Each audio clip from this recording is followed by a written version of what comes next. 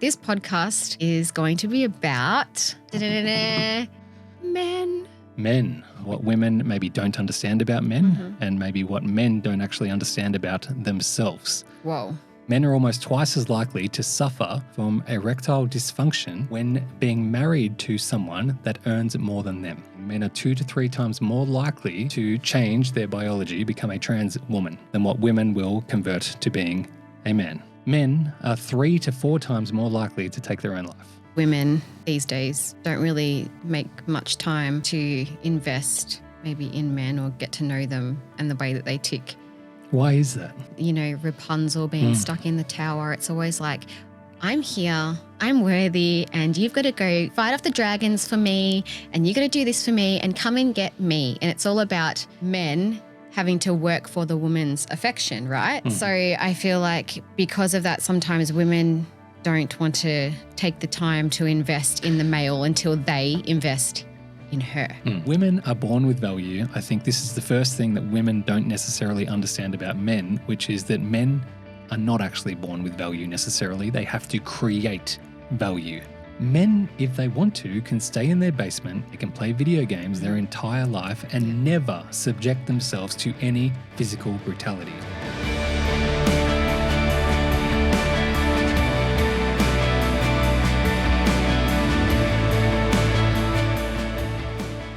Yeah, there are some stats that I wanted to talk about. All right. Because that's how men work. Stats, logic, facts. Stats, logic, facts. Let's make a song like that song, 6-1. What is it go? How's it go? I don't know what you're talking about. I want a man in finance. Oh, Trust fund. 6-1. No, Blue Eyes. 6-1. I don't even know. Ridiculous song. What's your song? I need to be a man with stats, logic. What else? I don't know. Oh, facts. I want to be a man with facts, logic, stats. I like it. Okay. That could be a record label right there, All Stephanie. right. Jamie. Okay. Stephanie, welcome. Whoa. What? That sounded posh. Stephanie. Did it? Sometimes I speak posh. Yeah, no. No. Do you know what I found about this podcast? What? I know that we're just starting, but I want to get into this straight away. Go. You know, the nonsense that you have to cut out half the time. But someone said I have a lot of like vowels in the way that I talk. That's just the Aussie accent, I think. No. What else? Like, I don't know. on. I remember when we went to the US and they didn't understand when I said, "Can I please have a water?" water. Water. Because they say it water. Yeah. If I was to speak American, whoa, that sounded really American. Yeah, you were not bad at that. American. There is something they do with their R's. Is it? Yeah, and then we accentuate the A's. A's. Yeah. How are ya? What you doing? Whereas they would say, "How are you?" How are ya? Yeah. It's so weird. Who's weird, them or us? My accent bothers me a little bit. Does it? It's annoying. You've said that a few times, actually. It's really annoying. When we play these back, I'm just like, stop talking. Just, no. Like that movie we watched. Rough Night. Yeah. What'd she say? She said, she goes. It's no joke. Yeah, but she's talking about. Jet lag. She goes, jet lag. It's no joke. And I'm like, and she's not even Australian, but she sounded so Australian. The Aussie accent. Anyway, we are from, if you haven't already picked this up, Australia. Near Melbourne, Victoria, Geelong. We just had to get around some kangaroos to find our park. And there is kangaroos here and koalas and a lot of wildlife. We love our wildlife here. We do. We are Australians. I'll tell you a bit about us. By the way, that was a lie. There's not kangaroos right outside this door. No. Just to, actually, they not probably mislead would be. people. No, but just they're close everywhere. I feel like international people think that there's just kangaroos jumping around everywhere. There is, because when you're driving on the road, they're dead on the road. And I made you pull over. Hey, when you're in the country, not in the city. We are in the country. Where's the kangaroos? Everywhere. I make Jamie, this is no joke, I make Jamie pull over on the side of the road if there is a kangaroo that has been hit by a car and it's dead. Why do I do that? Because you care. No, because you're supposed to check the pouch to see if there's a joey in there. Yeah, that too. That's something I've learned in Australia. Always check wildlife. If you're driving past and it's dead on the road, also call someone to come and get it. Anyway. This is great information. It is great. Learning about our country, Australia. We are laid back. We just love the sun. I don't, but other people love the sun, love life, chill. Just have bad accents. Bad accents, but we'll be your friends. We're the type of people you can walk up to on the street and we'll be like, how you going? Anyway, let's move it on. Let's move it on to what we're talking about today. We are talking about number 4. This is episode number 4. So if you are joining us for the very first time, make sure you go back and watch 1, 2, and 3. And subscribe. And subscribe if you are on YouTube. And it would mean the world to us if you are on one of the podcast platforms, Spotify, Apple Podcasts, to I believe it's follow and rate. You can rate on podcast platforms is what I've learned. Yes. Don't bother rating unless it's going to be good. So a rating and review would be extremely helpful for us. And if you are on YouTube, then yes, please subscribe so that you don't miss any future episodes. So episode number 4. Also, if you did watch this episode and you are going to write a review, write, we love Australians on there. Or you could write something more meaningful. Just anyway.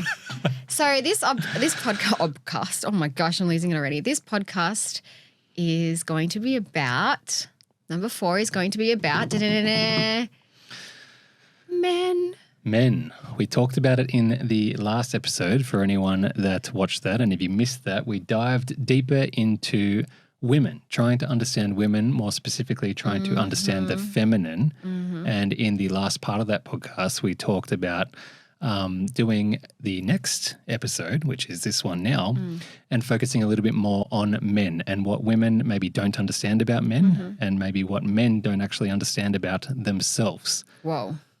Because men have a very difficult time understanding themselves. Why do you think that is? Well, I know, like, men never go to the doctor when they have an issue. Like, men don't really want to dig deep. I think it scares them a little bit.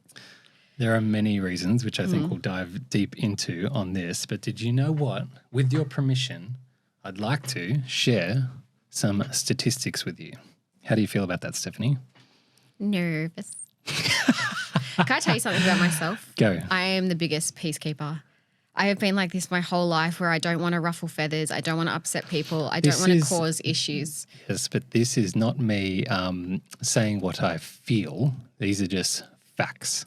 Men love facts. That's right. Where's that song? Facts, stats, logic. Stats, logic. That's right. Because the men and the masculine will always be driven to logic. As we spoke about last time, the masculine is very much directional, whereas the feminine is multi-directional. Steph, what you're just saying is that you want to make sure that everyone feels okay. That's the beautiful part of the feminine, which is the nurturer, and that's lovely.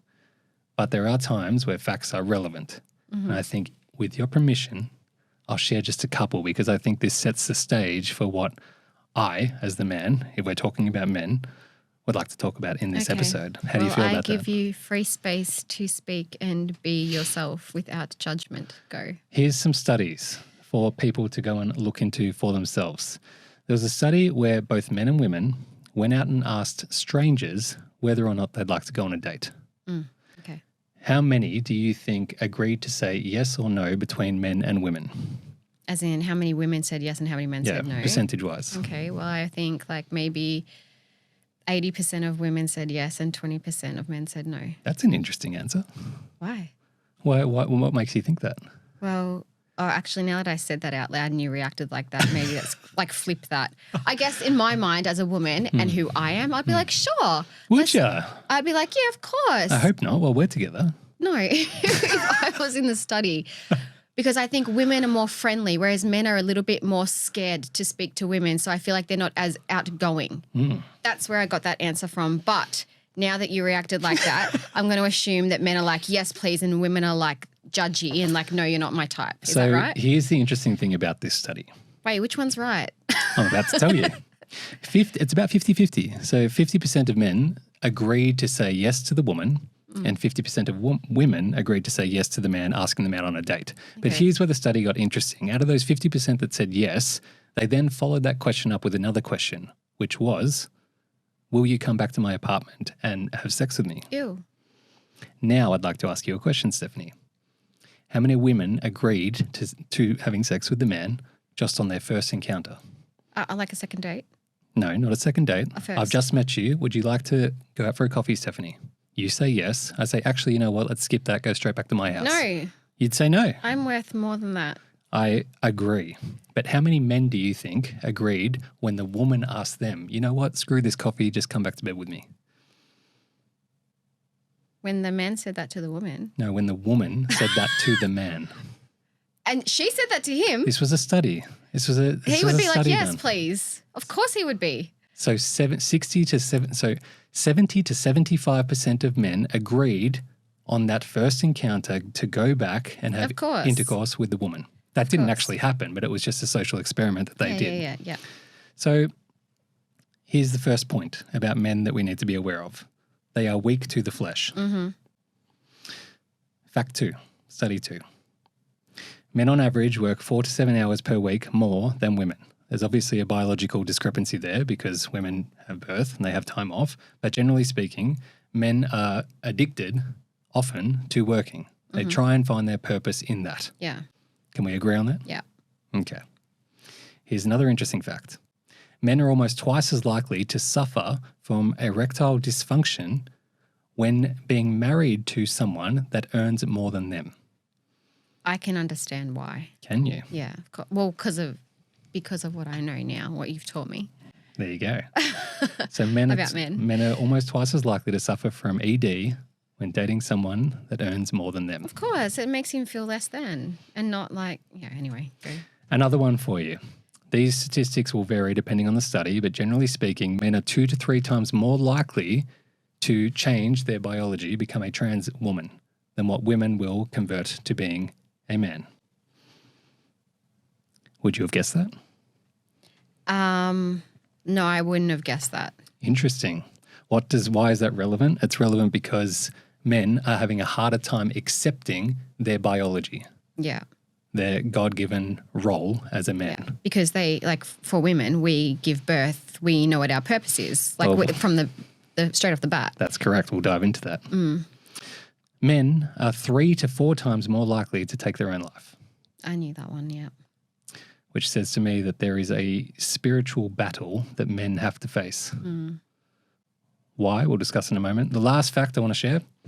Boys with single-parent households are 3 to 4 times more likely to get into crime when raised by a single mother. Yeah. Stephanie, you have been a single mother. You are a great mother. Yeah. But clearly, the facts say that there is a big problem when there isn't a male present as a role model in the house for boys. Yeah.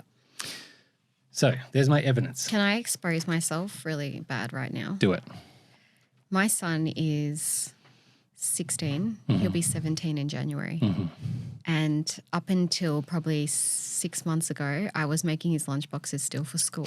He's in year 10 because that's me nurturing, and I wanted to make sure he had the food that he liked, and I'd cook for him and make sure it's fresh because I wanted him to eat. He's also got celiac disease, so I was always concerned about him. And you really pulled me up on this and said enough's enough. Like, he needs to be self-sufficient for himself. Now he gets up by himself. And I was getting him up for school too every morning, waking up super early to get him up and ready because I was always just trying to control everything. And now he gets himself up, makes his own lunchbox. And I want to say to you, thank you, because you really helped me. You didn't say thank you when I first challenged you. No, I found it really hard to let go. You said, he's my baby boy. I can't not do that for him. He was the cutest baby. Oh, my gosh. He came out with a mohawk. But anyway, to the point. Big blue-eyed. He's 6 foot now. Like, he's amazing. But Which is beautiful that you wanted to look after him and I know, you always want it to was nurture him. hindering him. And I didn't Correct. realize that because I was just doing what I know and having that time, as much time as I could have with him before he leaves the house, which by the way, I think he never will because he loves it too much at home. But yeah, so having you and showing and revealing to me a different perspective and also the harm that could have been doing long term was pretty eye-opening for me and very hard to accept. This is... Whoa. Ugh. I'll get upset in a You're second. getting emotional. Because he's my baby. Anyway. A big baby. I'm such an ugly crier. I'm not going to do that. But go. I don't agree with that. I think you're a Thanks, honey. cute crier. But anyway, yes, this is now if we strip the titles of man and woman and we don't speak biologically, we can also categorize these things into the masculine and the feminine, okay, which we've been talking about many times on this podcast. If this isn't your first time here, you'll have a bit of a grasp of what we're talking about, but these topics are a little bit nuanced and often misunderstood. So in the previous episode, we talked about the fact that the feminine, the nature of femininity is multi-directional. It's nurturing, it's caring, it's feeling for the individual, the person, and everyone around them. So it's very much concerned about everyone around them and wants to make sure that everyone feels okay, which is lovely. Yeah. The masculine, on the other hand, is all about doing what they believe to be right or what they believe to be true. They're willing to say, this is true, this is false, regardless of whether or not it hurts someone else's feelings, because they believe, or the masculine energy believes, that truth outranks all. Yeah. So the masculine is directional. It's acting, it's doing, it wants to conquer. Now, generally speaking, when we talk about men and women, men will typically lean more to their masculine energy. Doesn't mean that they're not feminine by nature. We both have masculine and feminine tendencies, but men will typically lead more to their masculine, whereas women will typically lead, as Steph is giving you a perfect example right now, lean more towards their feminine. Yeah. So whether we speak about men and women, it's irrelevant. We're talking about these qualities which most of the time we lean towards. Yeah. Was that inclusive enough? Or am I still making you nervous? No, I think there's truth in that. And especially in our circumstance and what we're going through and what happens in our household and a lot of our households as well. That's right. And this is like, I think these truths, last time we spoke about, these are just universal laws. Like the law of polarity, there is always going to be an equal opposite to everything. If we try and play the same roles, try and act exactly the same in a relationship, we butt heads. Last time you spoke about it like a magnet, right? Yeah. Like the same sides of a magnet repel. Yeah. There has to be a time in this dance that we are trying to play together where one of us leads, one of us follows, one of us acts, one of us feels. Yeah. And we flip. I'm not always the leader. Sometimes you lead. Sometimes I feel more than what you might feel. You might be in a state of your masculine energy and trying to do things and whatever it is. And I might be sitting there feeling all lovey or sad or whatever it might be. So it can flip. But what we've found is that... It flips a lot more for me with my hormones, I'll tell you what. And we should actually dive into the hormonal patterning of women. I would love to do that on our next episode. Yeah, I'm going to dedicate it. Lock it in, people. So if you haven't already subscribed or followed or whatever you do on whatever platform you're listening on. Because it's a whole do other it ball now. game. Because, we've got a lot to say on that. That's for sure. But before we get too far into this, I want to give you some recognition. And a compliment. Oh, no, I'm not good at that. Yes, you're going to have to take it, Stephanie. Cringe. Here's what I want to say to But can I just say something? Yes. I was always taught, and this is why I cringe, in case anyone understands why women cringe when you give them compliments. Most women cringe. One, because they've been taught to be humble. Two, they've been taught that being, I guess, too confident and narcissistic is unattractive. And then three, they might not have much self-worth. So I sit somewhere in the middle of all of that. So I don't naturally find it easy to accept a compliment. Do you know that falls exactly back into the feminine and the masculine, which we just spoke about? So you don't want to say, I'm the quote-unquote shit, because it might make someone else feel less than. So you're holding back your confidence to make sure that everyone else around you feels okay. Yeah. The nurturer. Yeah. Whereas the male or, the masculine person is going to say, I'm king shit. Doesn't matter if that pisses you off over there. As long as it makes me feel good, then I'm going to own it. Yeah. So I don't think that that's a bad thing. I think that just makes you the beautiful feminine that you are. Okay. So it's not a bad thing. And to be fair, like it's funny when you think relationally, like women tend to be a little bit more attracted to guys that are a bit more confident and sure of themselves and are willing to say, I'm great. Whereas I think men don't typically find that as attractive when girls walk around and say, I'm the shit. Yeah. And you'd be lucky to have me. Yeah. That's not exactly a warm and inviting vibe that a woman could project to a guy and he find that attractive. Yeah. So I think the way that you handle yourself is very attractive. There's that cute laugh. Anyway, the compliment that I was going to give you. In the first episode of this podcast, we spoke about how we got together. And I mentioned that I pretty well fell in love with you the first time that I saw you. I was drawn to you, but I didn't exactly commit myself to you until something specific happened. Yeah. Do you know what that was? Yeah. Okay. So it happened years later, right? It happened years later because for anyone that didn't watch that first episode, we knew each other for about 5 years before we actually got together. So we had an established friendship. The first time I saw you, I thought you were incredibly attractive and something spiritually really drew me to you, but we didn't pursue anything for some time afterwards. It wasn't until we got to know each other on a deeper level that we actually meshed and connected. Yeah. But there was something very specific that happened early on in our dating or courting journey that you did that was like a game changer for me, that I thought to myself, this is my woman. This is the one. Which was? Do you want to give your version or do you want me to give my version? Are we talking about when we had a fight at coffee? I am, yes. It's always over coffee, isn't it? So I know, here we are with the coffee again. So we went out for a coffee. I'm very short today. Yeah, dying. We went out for a coffee. We went out for a coffee and you gave me some advice.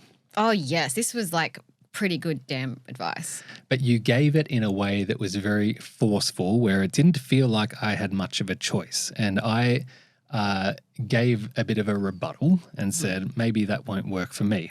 And you said something along the lines of, well, make it work for you, Jamie. I did not say that.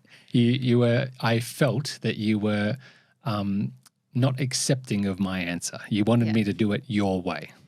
Yeah, it's something that I truly believed in and was passionate about. So in my passion, I was sharing it and saying like, this is the way. And you're like, yeah, well, I don't really do that. And be like, but you have to, you got to try. Like I was kind of like along those lines, like pushing it again. I wasn't like, oh, do it or else. Like I was just like still talking passionately and you weren't taking it. I was like, and then I felt a little bit frustrated because I'm like, why isn't he just being open to this? And this was the start of our disputes.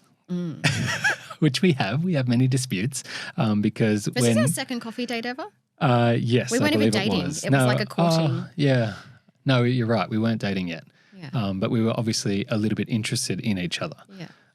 But anyway, you gave that advice from probably a loving place, but also a bit of a forceful place. And I was very resistant to it because if you haven't already worked out about men, they don't exactly like being told what to do. We left.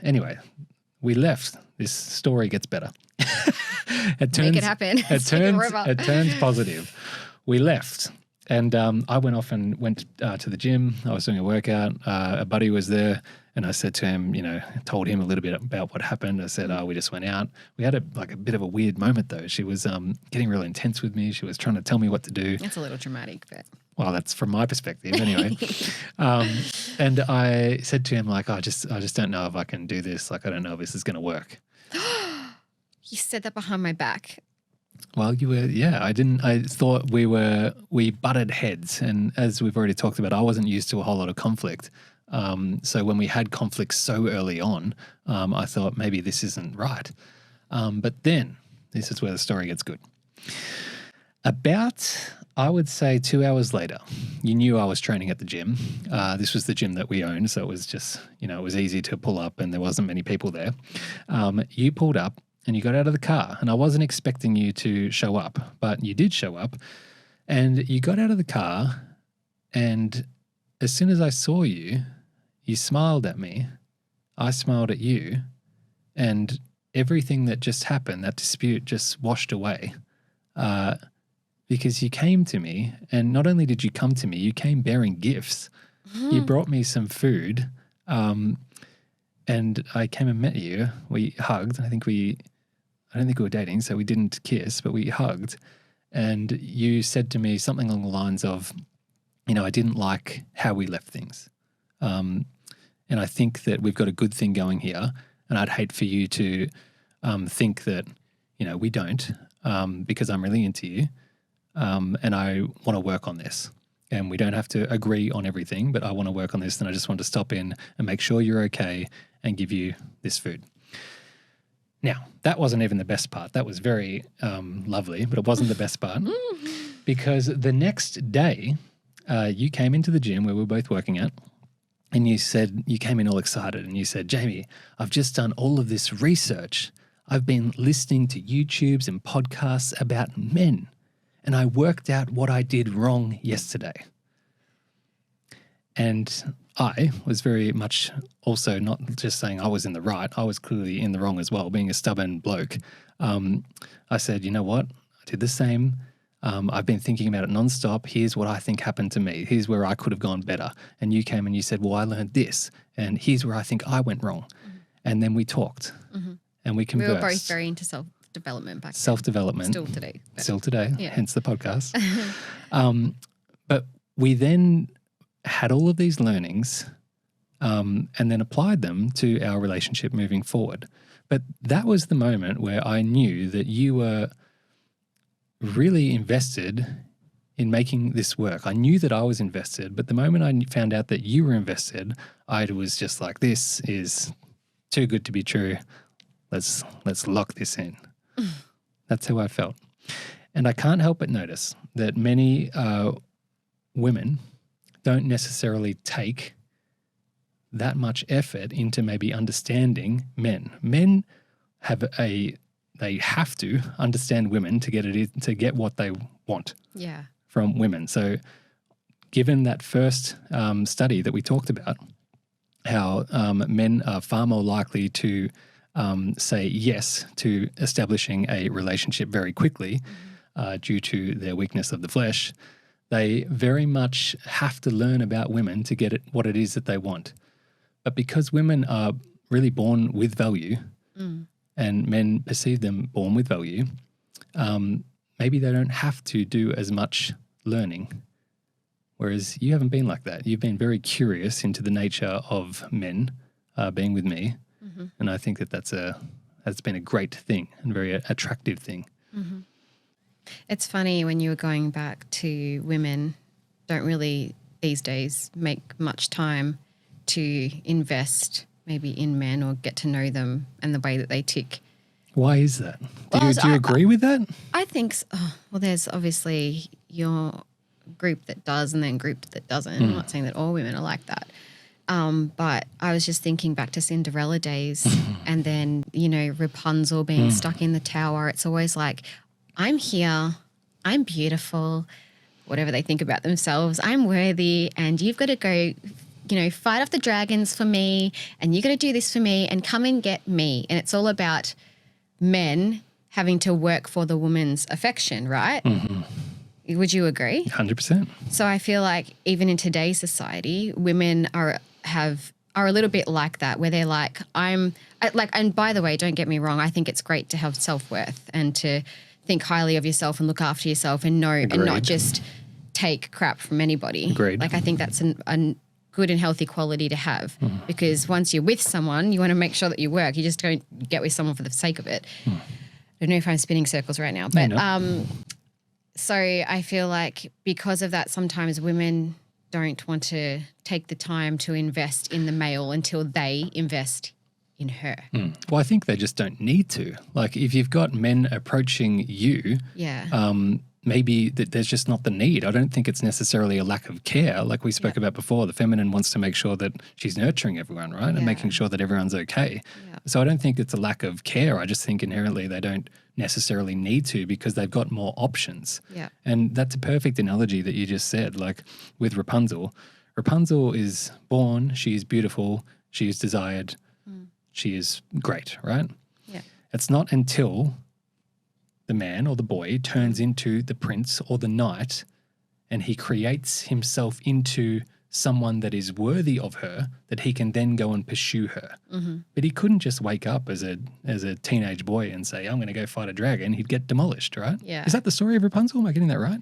I think. Is there a dragon? Or am I thinking of something different? No, that's what I was thinking. I'm like, I don't know why I'm like, my I know stories are leaving my mind. I know she's got long hair. She's in a tower. Yeah. And I think he climbs up her hair. Yeah, that's what to I get mean. to Yeah, her. yeah. But I'd like even Is just there a the dragon concept, or am I thinking of Shrek? Well, it's just the. I think I'm thinking of Shrek. But there's just the concept of a man fighting a dragon to get to the woman that's chained up or locked up in the tie-up tower. And even with Cinderella, it's like she was like the princess and he had to go get the shoe to put it on her foot and go chase after her. It is, regardless of the story, it is the same myth. It is the same. Even in like Netflix, sorry to interrupt, but even in like Netflix shows, it's like the same, all about that girl and the guy falls in love with the girl and chases the girl. And actually now it's a little bit different. Now I think about it, it's about the women chasing the man, isn't it? I don't know. We're not in the dating scene.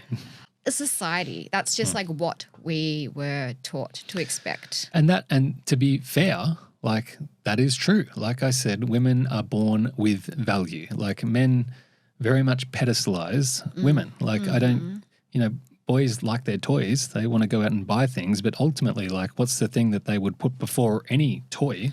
It's a woman. Yeah. So women are born with value. I think this is the first thing that women don't necessarily understand about men, which is that men are not actually born with value necessarily. They have to create value. You sent me a really cool podcast the other day. Not a podcast, sorry. It was a YouTube clip and it was short, but you were basically saying, he was saying that, women came from something. They came from, like Adam and Eve days came from the man's rib, and the man came from nothingness, like dust from the ground. Yes, for anyone that has any biblical knowledge, if we can reference that, which I would love to reference. Yeah. In the Bible, it states that Adam was created from dust. He was created from nothing.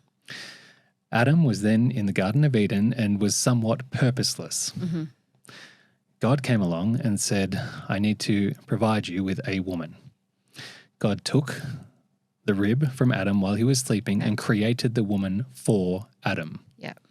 So the woman, Eve, was created already with a purpose, which was to connect with Adam. Adam was there wanting to then try and connect with Eve. But here's the thing, Eve didn't necessarily need Adam. Adam very much needed Eve because Eve was created for Adam. Yeah. You tracking? She was created for Adam. Correct. Yeah. But Adam was created from nothing. Yeah. And if you take away Eve, Adam is back to nothing. Yeah. If you take away Adam, Eve, as long as there's a few other fellas around, has probably got options. Yeah. And or was impregnated by Adam and had her and her baby. Correct. And had purpose raising. Had purpose, that's right. Yeah. And this is an important factor to consider about men, which maybe they haven't even thought about for themselves. But women's journey is somewhat laid out in their biology. And I don't know if you can really dispute that. They have already these physical challenges that they have to overcome, whether they like it or not. You have to go through menstruation every month. You have to deal with the physical discomfort of that. You have to, if you choose to, give birth and go through the extreme. That hurts. It really hurts. Go through the extreme physical discomfort of that. And by the way, talking about birth stories, I was like, no pain relief. I want to feel everything. I've worked hard to grow this baby. I want to feel it come out. I regret that now because it was very painful. But yeah, you're so right. It's constant pain and discomfort. You are subjected to physical brutality. Yeah. And here's what's interesting. Men are not. Men, if they want to, can stay in their basement. They can play video games their entire life and never subject themselves to any physical brutality. Yeah. You know what's really interesting though? God created men with a physical advantage over women, if we can say that. We're supposed to be stronger, faster once we get ourselves developed and trained. And yet men have the option to develop themselves physically or to abandon their God-given ability and create something from themselves. Mm-hmm. And this is, I think, the very interesting thing that should be recognized about men, that they have to step into their struggle voluntarily. Women have their struggle laid out for them. They don't get a choice. Yeah. Like, whether you like it or not, you are going to bleed. If you choose to give birth, you are going to have to go through that. Mm-hmm. Men don't. They can avoid it. They can run. Yeah. And here's one of the important things that men might not have considered for themselves, at least I know for me. If you don't take on any physical brutality, any physical challenge, if you don't develop yourself into your strength, your God-given ability, you will always be a victim to the flesh. You're going to be that guy that is seeking only the affection of women, whether that be digitally, watching things that I don't believe you should be watching, or whether that be, always surrendering to the mercy of a woman that they find desirable. Yeah. It isn't until you develop the physical discipline within yourself that I think you can conquer the temptations and desires of the flesh. So if you're a woman listening and you're in a relationship and your man isn't stretching himself, lifting weights, running, whatever it is, please encourage him to do so. How does she do that without being bossy though, right? Well, this is the thing. I think if we know that men pedestalize women, if they actually were brave enough to say, you're getting a bit out of shape there, buddy. You don't think he'd take action? This is the funny thing as well with the feminine. She won't want to say that because she doesn't want to hurt his feelings. But maybe he needs that to step into himself, to find his manhood. So just to go back on that, like a man though could never tell a woman, oh, you're getting a little bit pudgy. Like, well, you tell me. I don't know if I'm just weird, but I would want you to tell me if you thought I was getting out of shape. I know that's really touchy, but I would want to know if there was something like I really want to impress you and I always want to be attractive to you and I want to, I don't know, do as much as I can in our relationship to make it great. So eating well, being healthy, because all of it, there's all that of commitment that again that you displayed so early on. Yeah, all of that will obviously come through in the relationship. Same with you. Like if you take better care of yourself, you're strong, I feel like when one person lets themselves go a little bit, whether that's like then, I don't know, they quit their job or they're eating really crap, they're sleeping all day long. If someone's like, I don't know, not in the best headspace, it drags the other person down. And I feel like you also lose connection because you want your values to align as well. And I feel like when you are healthy and you are like eating well and taking care of your spiritual health as well, I feel like that makes for a great relationship and you're both doing that. But how would a guy say to his partner that she's let herself go without shit hitting the fan? Is there a way, or is it always going to hit the fan? And should he speak up or should he not speak up? It depends. Does she know? And is it something she's struggling with and needs support in? I don't think a man should ever demean a woman and say, oh, you need to get in shape. Like that's awful. Like especially if she's given birth to your children and she's gained a little weight afterwards. Like I feel like there needs to be grace as well. 100%. And I feel like the best way that he could encourage her to take better care of her health is to be like, you know what, why don't we do this together? Try that first, like doing bonding activities together where it's whether it's at the gym or. So invite her to. Eat better. Like if you're eating pizza because you're trying to hit your calories and you bring home pizza, she's going to want to eat it too. Like why don't you lead by example? Ooh. Uh-oh. True. Good point. So instead of coming at her and saying, hey, listen, it's time to pull your shit together. Yeah. He should lead. Start getting active and invite her to be a part of that with him. Exactly. Don't cut her off from it. And I think when she also sees you doing that, she's going to inevitably want to do it herself, right? Agreed. And if she doesn't and she's not interested in it, maybe have a chat to see what's going on with her. How are you feeling? What's going on with you?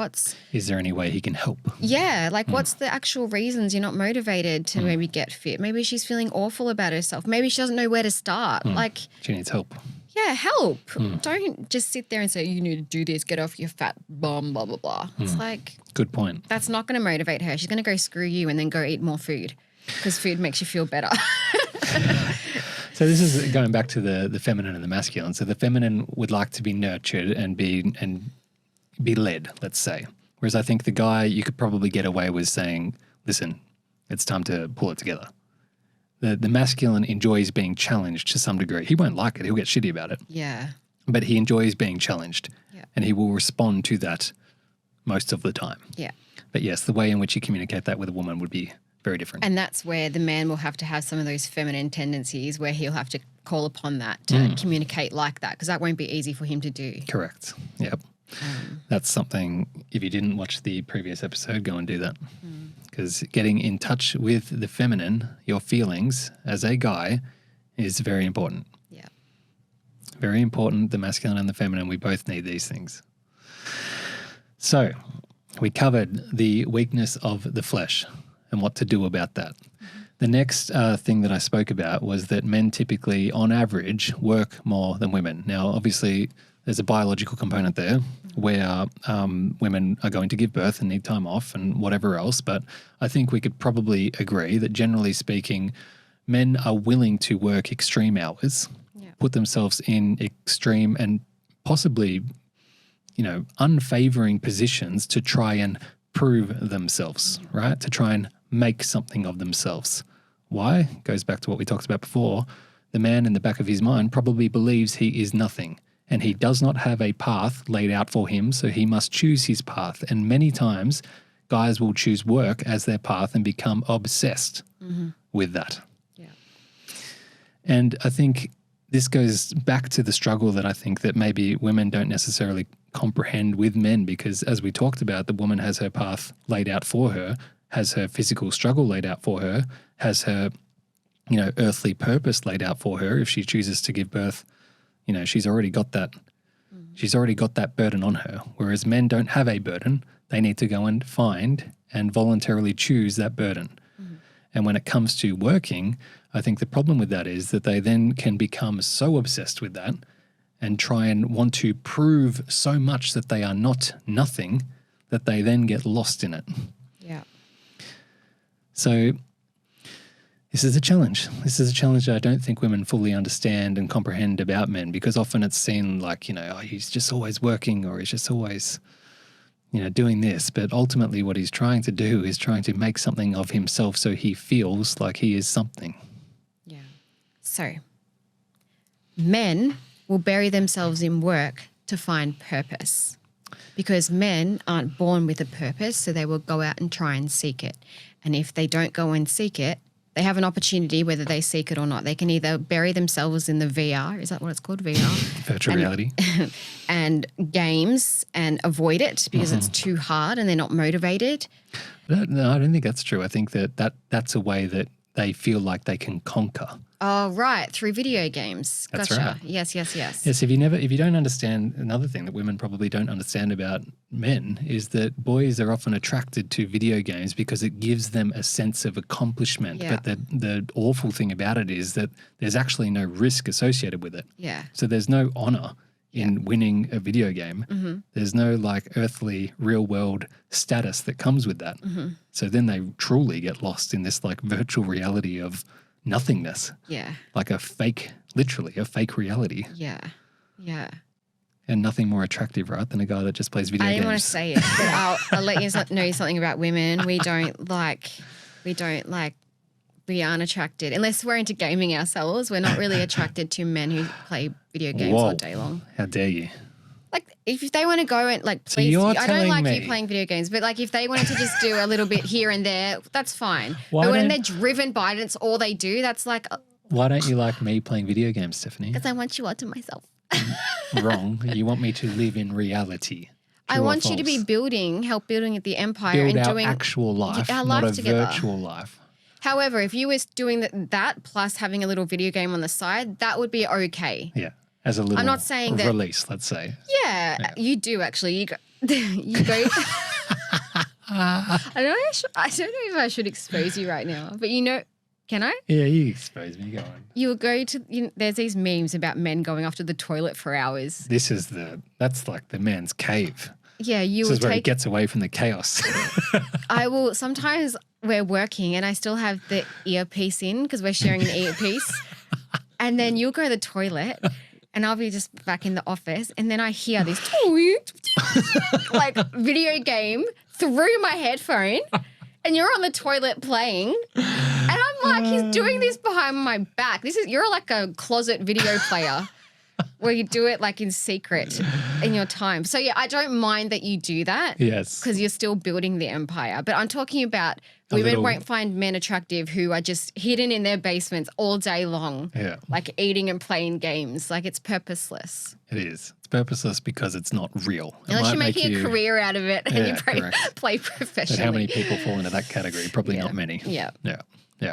Anyway. Well, there you go. There's a tip Jamie's for the a closet player. Yeah, I have a little 20-minute play when I get the chance. A 20-minute toilet break. Sometimes. Half the time I don't even think you're going to the toilet. I just think you're going in there to play. That's not true. Come on. No, that's too far. Be real. No, that would be next level. That's too far. So to the point that yes, guys have a hard time establishing their purpose. And I think for women out there listening that either have a son or have a partner that is struggling with their purpose, maybe they've conquered the flesh, the first struggle that men have to overcome. And they're fit, they're looking after themselves, but they are getting lost in work or they're not sure what to do. They don't have any career aspirations.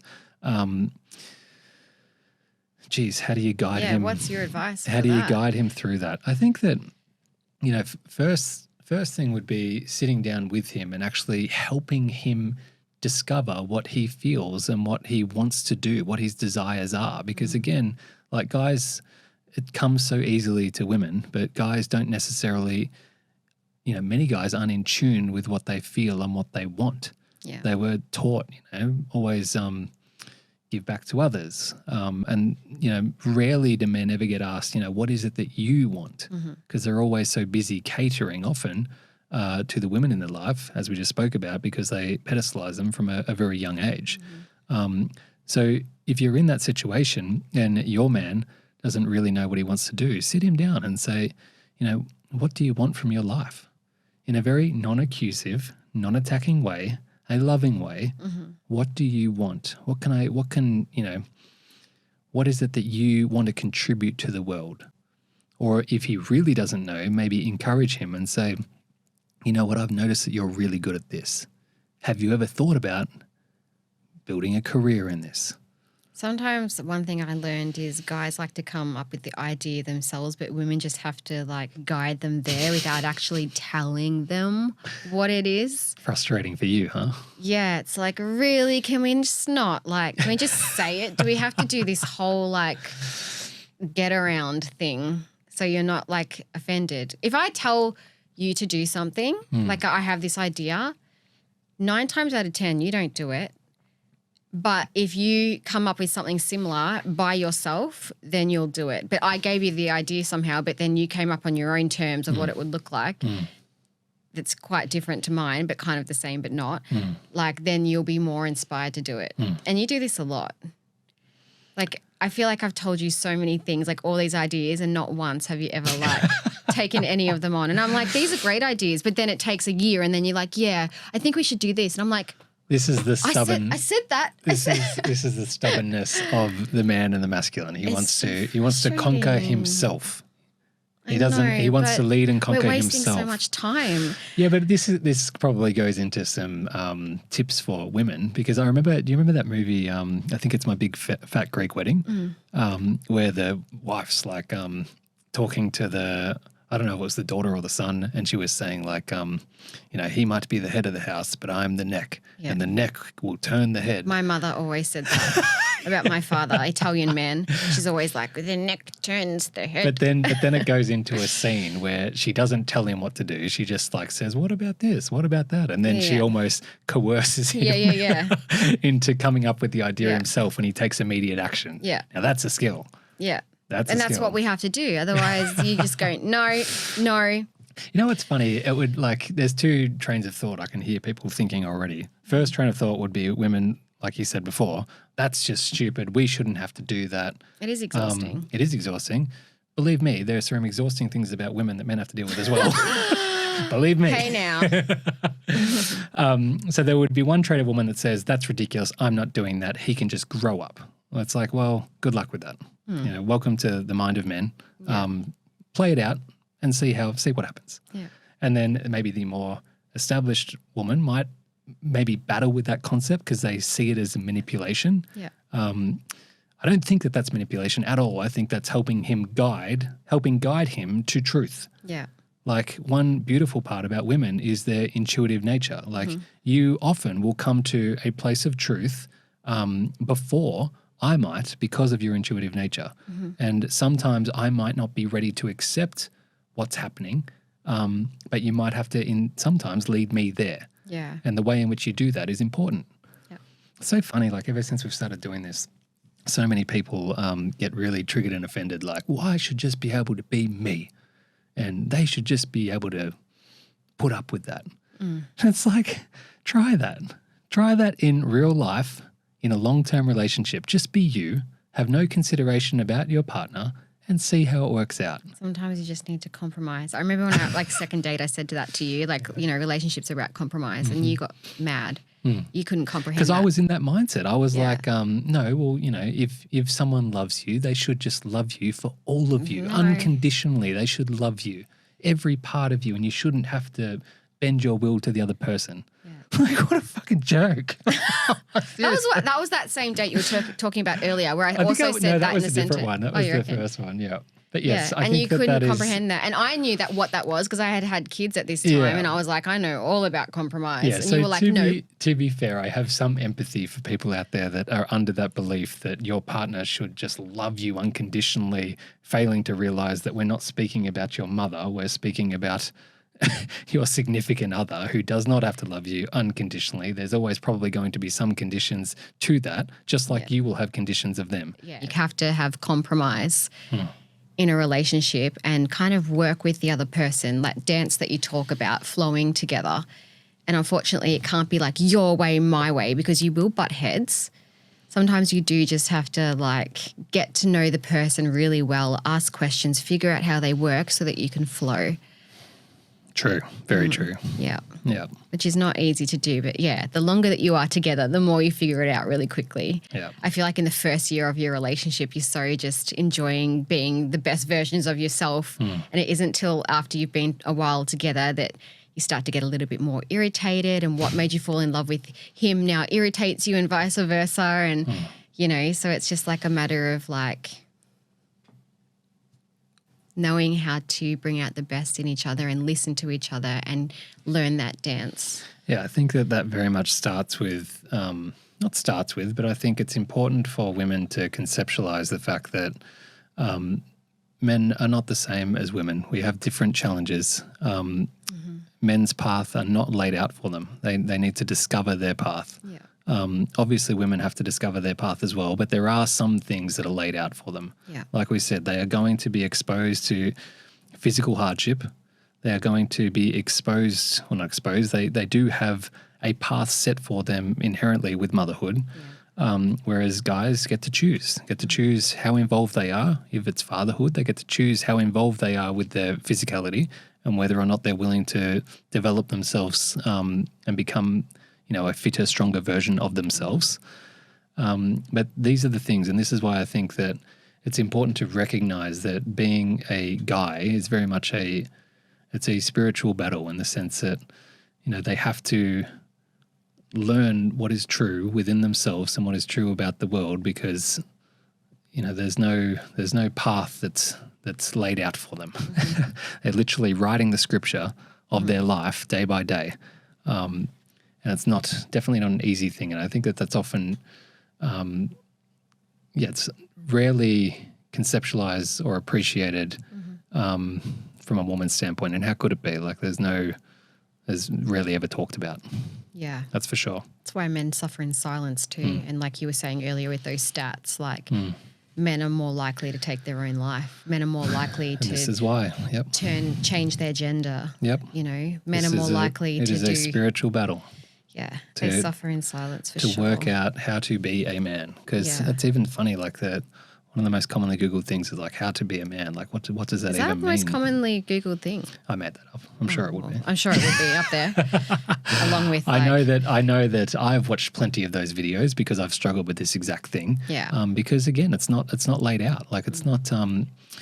Another like interesting thing. I know we're pushing time, but to wrap up on is like there's no milestone that a man or a boy goes through to transition him from boyhood to manhood. Yeah. Like there's no event. Maybe some cultures have tribes. Yeah. Yeah. Some cultures, tribes will have certain rituals that they will put forward. Maybe they'll go send the young boys off into the jungle for a week and then they come back and then they have a ceremony and they celebrate them now as men. Yeah. Whereas in Western culture, that is not a thing.